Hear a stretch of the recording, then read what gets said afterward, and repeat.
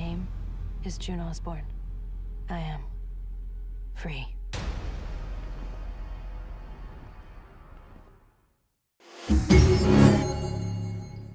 We have the second season coming in April, which is so wonderful. And, you know, I wanted to ask, with last year and the show hitting and becoming such a part of the zeitgeist and everybody's conversations, the political landscape was ripe for it. You know, viewers in general were so excited to just explore Margaret Atwood's world again and what it means to us today. What was the most surprising thing for you, just in terms of the reception of season 1 and also what you saw as a byproduct of how people were watching the show last year? Well, it was a little intimidating, but an honor. You know, we thought we were making a compelling human drama and feminist drama. And in the middle of making it, it turned out that the world kind of shifted. The alt-right rose, and a lot of the values that I think many of us hold dear started to shift, and we became more relevant than we anticipated. I think Margaret Atwood's book resonates in so many ways, and it always would have been a good time to bring that to life.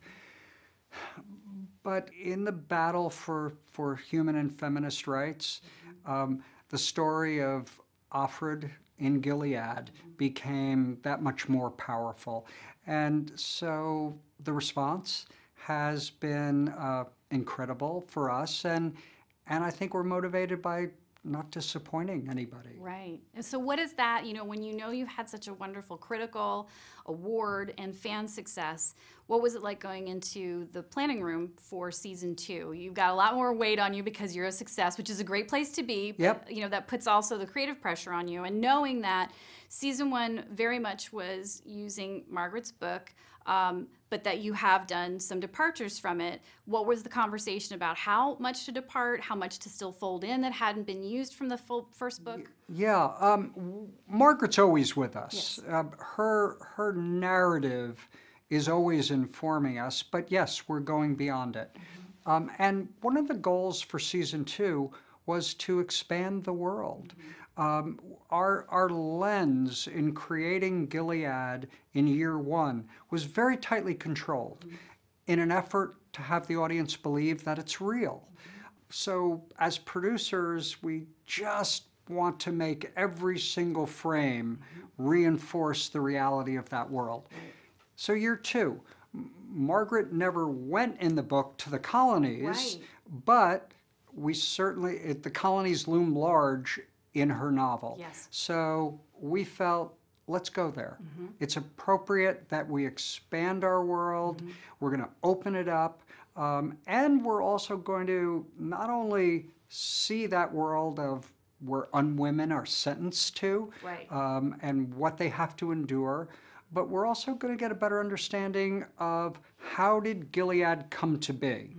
So what were the events that led up to the world that we're portraying now? Yes. Because it's really an alternative now. And so we're able, with our historical multiple storylines, we go back and forth in time. Let's go to an airport. Let's go to places where you feel the change happening. And I think that's chilling and powerful. And those are some of the most chilling parts, even in season 1, when you got the glimpses of what felt very contemporary and going, wait a minute, that could be outside. Do you lean a little bit more? Is your structure this season to show a little bit more of those? Is it in every episode kind of thing? Or is it thematically, when you need to really hammer something in, you guys are showing those flashbacks? We are always using flashbacks. It informs so much, not only about the history and the scope of the show, but about character. Let's understand earlier in the lives of these characters and the choices they made and how Gilead affected them and how they affected Gilead. So that's a strong tool for us. We can kill somebody. Yeah. And they're not dead. They're not dead. Yay, come back. Yeah. We had an actor, Bruce Miller and I got a beautiful note from an actor who was with us last year and has been with us in year 2, and he said, I'm so sorry, it's over for me now, and we just said, maybe not. Maybe not. That's wonderful. Well, I want to ask about characters, because the women and the characters that surround Offred's life, you have been able to inform them as well, and they've become people that have their own stories, which are just as compelling and interesting.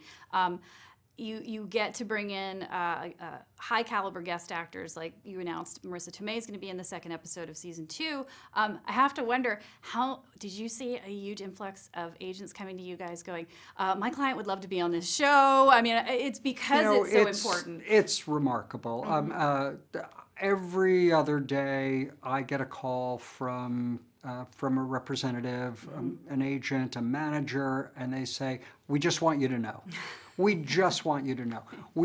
Our client is desperate to be in your show, and we can't service that. No, but it's a nice place to be in terms of. Yeah, no, it's great. It's great. And there was a wonderful role, Mrs. O'Connor, in the 2nd hour of the season, and we talked about it and said, all right, who would be at the absolute top of our list? And Marisa Tomei, and Marisa Tomei said, it would be an honor to be a part of your show.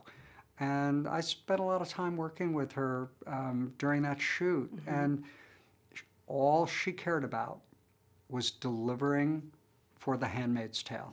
She and she stressed over it, and she was intimidated by us, and we were like, "You're Marisa Tomei." Yeah. But what a great creative relationship it was. It's a powerful episode.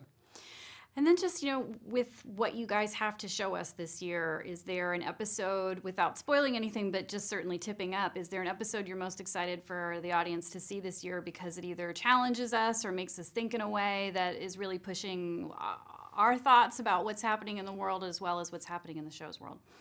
Well, hopefully we're doing that each and every hour. But I think hour 2. And I'm excited with how we start the new season. But hour 2, when we go to the colonies, it just represents another dimension of Gilead.